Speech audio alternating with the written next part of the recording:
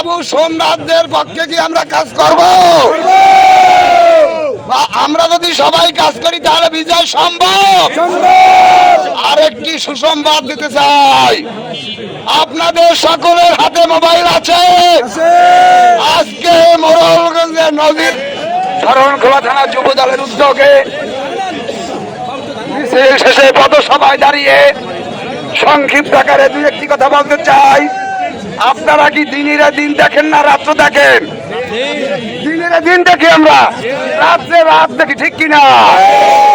গতদিনে বিএনপির সমাবেশ, আজকে জামাতের সমাবেশ প্রমাণ করে শরণখোলা থানার 5 গুণ ভোট বেশি পেয়েছে, ঠিক কিনা? সম্মানিত উপস্থিতি, শ্রদ্ধাভরে স্মরণ করি শহীদ রাষ্ট্রপতি জিয়াউর রহমানকে, বেগম খালেদা জিয়াকে। তাদের দেশের প্রতি যে ঋণ, আমাদেরকে ঋণী করে গেছে তারা, ঠিক কিনা? আমরা এই ঋণ শরণখোলা থানা যুব দল আগামী 12ই ফেব্রুয়ারি এখন থেকে মাঠে থেকে সকল ভোটারদের ভোটে এনে তারেক রহমানের মনোনীত আমাদের অভিভাবক বিএনপির চেয়ারম্যান তারেক রহমানের মনোনীত বিশ্বস্ত যোদ্ধা বাবু সোমনাথদের পক্ষে কি আমরা কাজ করব? আমরা যদি সবাই কাজ করি তাহলে বিজয় সম্ভব। আরেকটি সুসংবাদ দিতে চাই, আপনাদের সকলের হাতে মোবাইল আছে। আজকে মোড়লগঞ্জের নজিরবিহীন ঘটনা ঘটেছে বাবু সোমনাথের পক্ষে।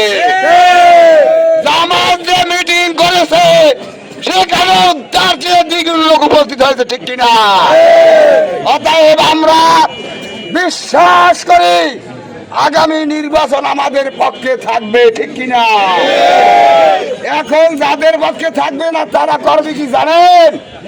নন ইস্যু করে বিনা কারণে, শুধু এ জায়গায় নয় সমগ্র বাংলাদেশে একটা অঘটন ঘটিয়ে নির্বাচন বন্ধের চক্রান্ত করছে, ঠিক কিনা?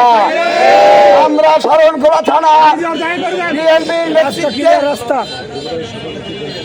আজকের এই মিছিলে যুব দলের যে সকল নেতৃবৃন্দ উপস্থিত হয়ে মিছিলকে বিশাল আকারে পরিণত করেছে, তাদের সবাইকে শরণখোলা থানা যুব দলের পক্ষ থেকে, বাবু সোমনাথদের পক্ষ থেকে, আমাদের অভিভাবক তারেক রহমানের পক্ষ থেকে ধন্যবাদ জানিয়ে আমাদের 13 তারিখের বিজয় মিছিলে অংশ করার আহ্বান জানিয়ে আমি আমার বক্তব্য শেষ করছি এবং পথসভার সমাপ্তি ঘোষণা করছি। খোদা হাফেজ।